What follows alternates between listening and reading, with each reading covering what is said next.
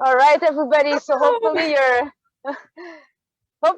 you're seeing us and you can hear us. And it's been quite an adventure to get to that live today.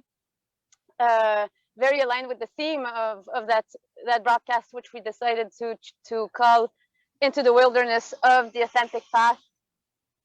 So the authentic path is very wild.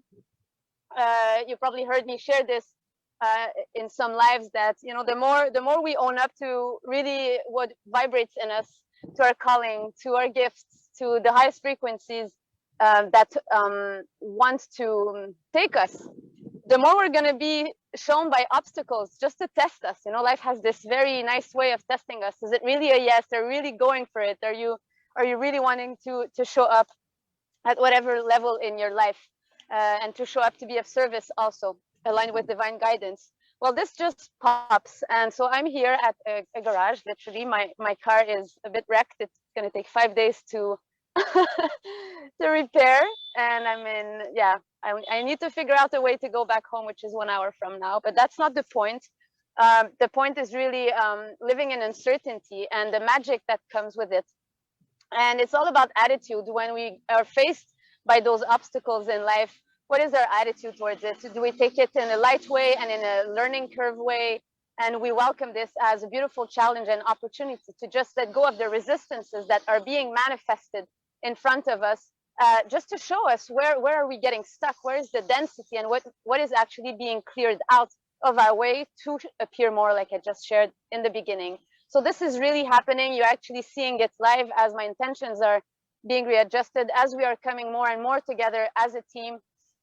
It's actually guiding all of us to, show up individually, show up as a team, dare to name clear needs, dare to also name clearly, what's required, what's expected, clear communication, and show up. Something else wanted to be shared, and I can't find the words, but ultimately it's about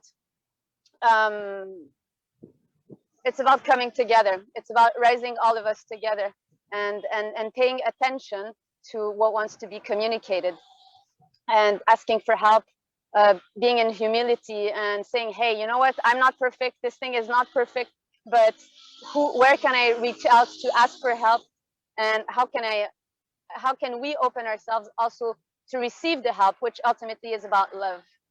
And we're in a container where we speak a lot about the feminine aspect of the human body, which is really the capacity to receive. And one of the biggest challenges for the feminine and for us women is also to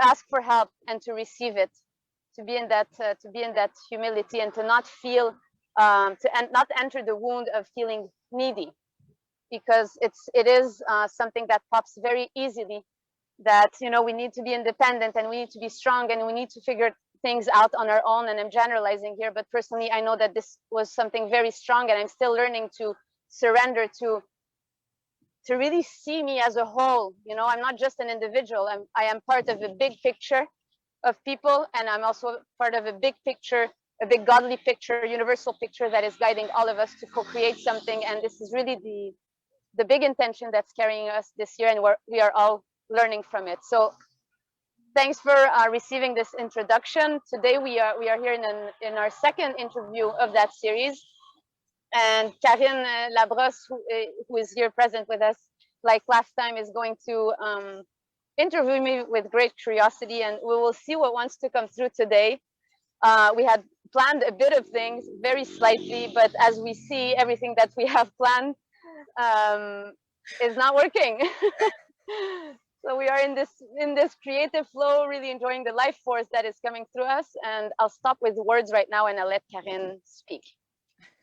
Well, thank you, Jen, for being here with me today. Yes, it was quite a journey getting here for you and I, for many different reasons. And it's a first for me, all this live and recording and stuff like that. So thank you for your patience. We had planned some questions, as you mentioned in your intro. Today was kind of hectic coming into that. But I'll just reframe a bit for those who haven't seen the first interview. We talked about your journey, generally, like your path, where you were before, and then where you are now. One of the thing, of course, that's very important in that path is like probably maybe the first big milestone is all the embodiment journey that you've started on. So I, I feel that it would be a good starting point, just to, if you could tell us more about what led you to it and what clarity you gained from all of that. Okay. So yes, the embodiment practice is really at the root of, it has been at the root of my life for 11 years. Maybe I mentioned this in the first interview. And what guided me there is really because my body was starting to have bigger symptoms. I was starting to get a bit sick physically, and not big sicknesses, but I mentioned this last time, like depression symptoms or even tension in the body of that could feel like stress, but I was loving my job. So it was not, the messages were a bit distorted because I was really happy in my life and really enjoying, but my breath was very cut. I was very shallow. I had my best friend at the time was really telling me, Jen, you're not breathing. Like something in you is not breathing. And I could not understand back then what she was saying, but it was really a door of awareness because I paid attention after. And it brought me also in paying attention to how my body was behaving as I was working in my interactions. And it opened great curiosity. And when I got to South Africa, I lived in South Africa for 2 years. For 3 months, I was dizzy. My immune system started dropping, and yes, fever, different types of symptoms, vomiting a lot. So it got me worried, and I went through many tests, and there was nothing. And afterwards, I kind of understood somatically what this was meaning, and I'm not going to go into this, but all of this to say that this started propelling me on the journey of embodiment, because I started asking sincere questions of, wow, like why is my body showing me this? And no answers were really coming at the time because I hadn't dived into my body so much, right? It was really at the beginning, but because I was sincere in my heart, answers started coming my way. I started attracting situations that were aligning themselves to those teachings. I traveled after South Africa. I went just to Brazil, and then I had a capoeira master, really entering the body in a different way. And if I can dare to say, I really had kind of a first awakening when I was traveling in Brazil that had to do with the body too. It really showed me a different frequency in which I realized that my whole life was not lived based on my higher self, but was based on limiting beliefs and boxes I had put myself into. So I went back to Canada with that awareness that something else existed, and I attracted a yoga school in which I really dove deep inside my body, which I have named also in the first interview. And the more I was creating that space, the more I was gaining clarity about what my body is designed for, and what my purpose, what my calling is. And it seems simple as I say it like this, but it's really a journey. And I want to insist on this because, we hear all those teachers and myself, we speak, okay, follow your heart, follow your calling, follow your gifts. It is a path. It's not like from one day to the other, like all answers come. It's just like, bit by bit, you receive answers and you realign your life. And the journey is very enjoyable when you take it like this, rather than some kind of perfection that needs to be achieved. It's more like being sincere in our hearts, creating the space in our body for our hearts to pulsate more naturally. And it's going to start telling you, listen, you're in this situation, this is not aligned, your body is hurting, your body is heavy, you're not breathing properly, you don't have clarity, you have fogginess of the time. It's going to start showing you clearly that you're not aligned. So the body as a tool, as a compass, is from our paradigm super important, right? And then it became my life. It really became my life. That being in my body became my life for about 10-11 years. It was my exploratory laboratory, like I said. And and up until now, I have to say that there's not one morning I don't go in and clear my energy field, create space in my body, because I want to be intimate with my intentions. What am I creating in my day? And I also love the space that it creates, because it creates harmony in my relationships. It brings more alignment in my services. And now I'm in a big transition point in my life where everything's kind of shifting. So I'm readjusting on a new playground. So that's how it is. And I'll have answers for you in a few weeks, maybe on this, but it's my body wants to move more. It wants to incarnate the fire more, and the embodiment in terms of movement. So yes, you can ask me more questions and I can direct it more. What struck me as interesting was that you said it's a journey. You know, it's in, and I think it's worth repeating, because I think that we live in like a magic thinking society. Sometimes, you know, we want things to go real quick. So this journey into the body, it takes time, and it takes sincerity, and also the will. You mentioned in introduction the will to show up, and I think it's also the same thing with the embodiment practice. It's about the will to show up to your body every day, like at every moment. Also, would you agree with that? Totally. Yeah, it's the will to be present. It's really the will to be present with everything that's unfolding, whether it's inside out. So like, for example, now as I'm speaking, I'm feeling some density in my body, in my belly.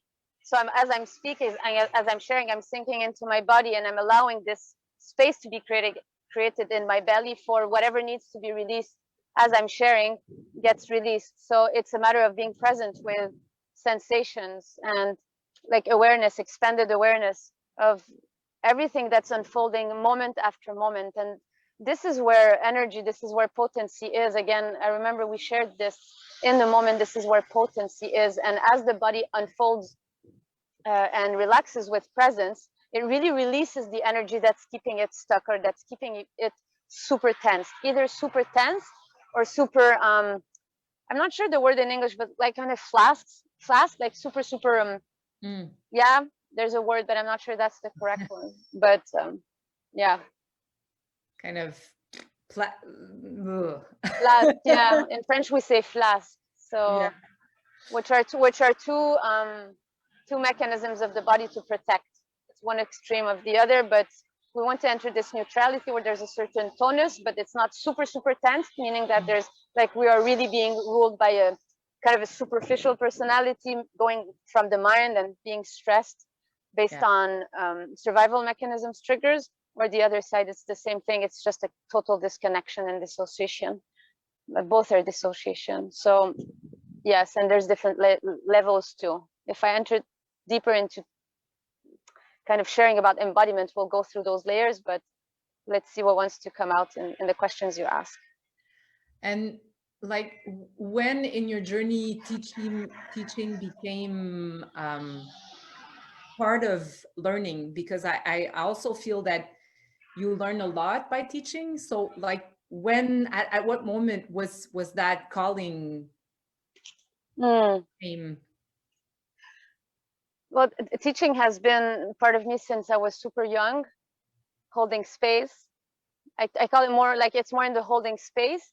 And then teaching, again, when I quit engineering, as I shared last time, I knew I wanted to hold space, and I just didn't know how it was going to manifest. So I started opening few groups of meditation and some group practices and stuff. And it became somehow an extension of me. It made me realize that holding space and starting to simply share the lessons that I had acquired without pretension, just really sharing from direct experience, meaning that I was not sharing something that somebody else taught me or something that I read in a book, but really sharing, listen, this is true in me. This is the experience my body went through. Therefore, I own it. You know what I mean? Because it's in me. Like, nobody can take it away, and I cannot say it's not true for me. So I started sharing from that space, and it unfolded in a very organic way. I never knew what I was going to teach, really. And from one thing to the other, I was going through experiences in different areas of my life, and I was having sacred spaces where I could share this. And then it turned into the form of yoga practice with teachings at the beginning. And then I thought about the human body because it was so part of my life that this is what I started teaching. And I was also a massotherapist and body worker. So I was learning through different healing modalities in different schools also at the time. So it all became some kind of thing that through my body, I could just offer it to people after.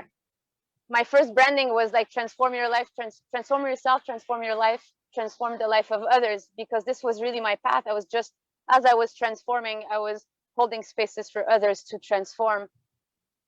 And that's how the teacher per se opened in me. And I'm going to be 100% honest, the hat of the teacher last year started dying. The role of the teacher, I kept having this voice inside of me telling me the teacher needs to die, the teacher needs to die. I was like surrendering to the information. I was like, okay, I'm going to kill the teacher.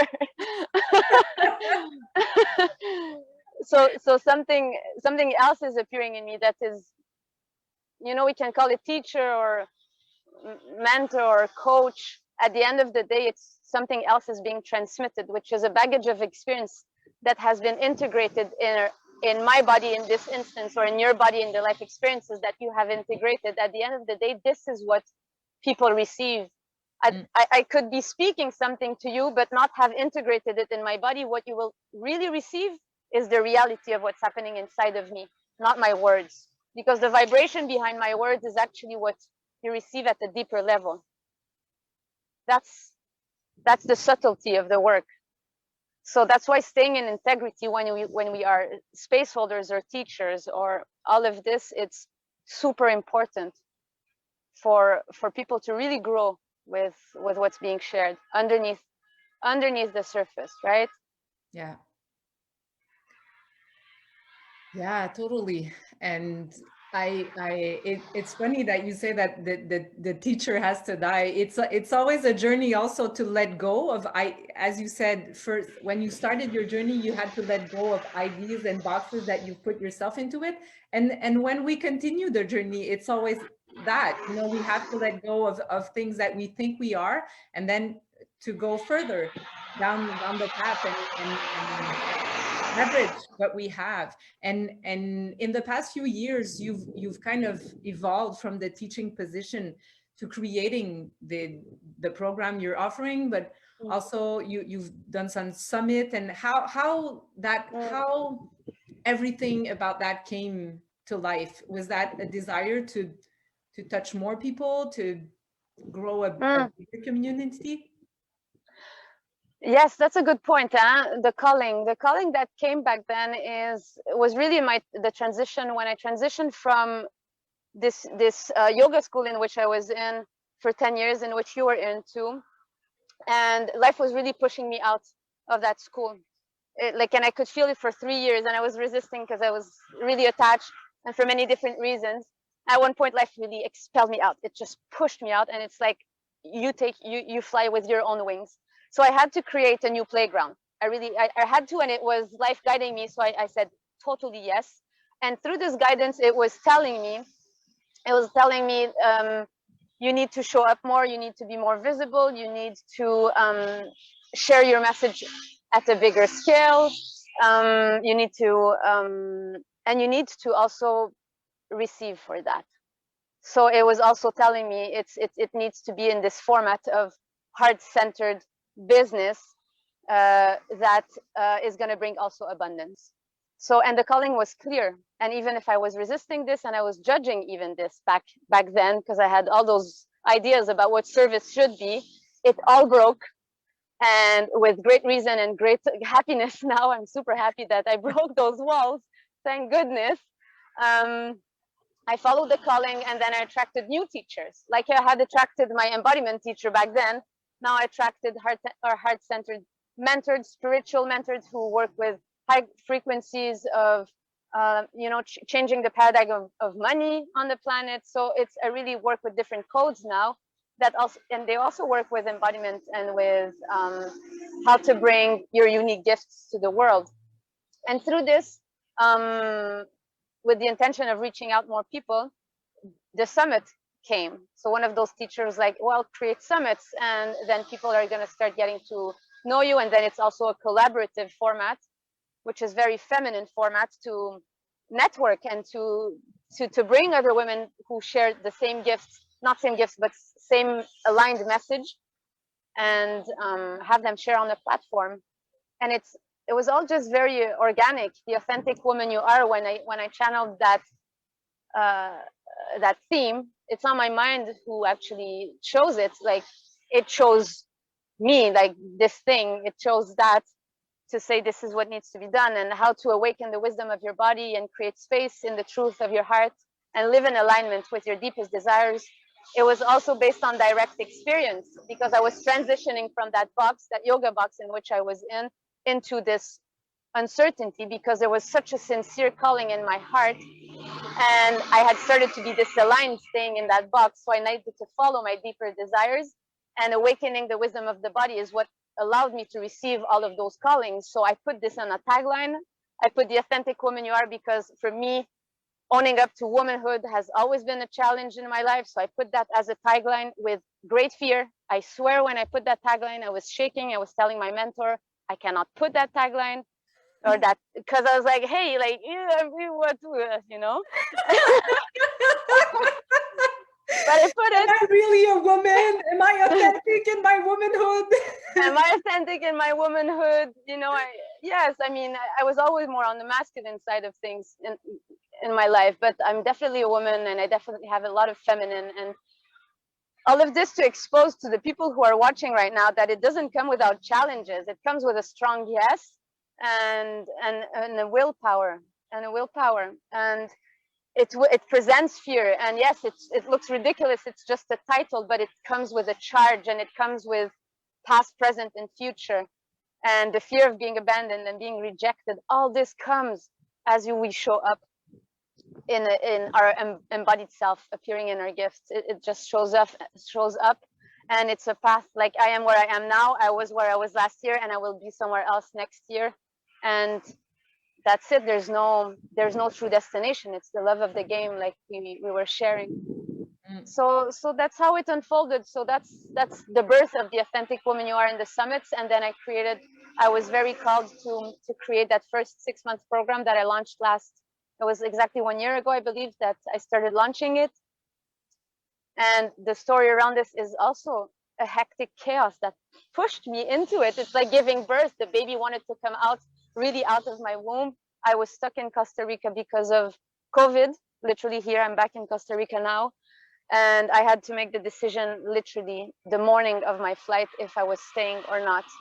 And actually the day before I had said I was going to stay in Costa Rica, and my body started screaming the whole night, really, really physical pain, dizziness. And I had understood those symptoms is because I was starting to walk on a path that was not aligned.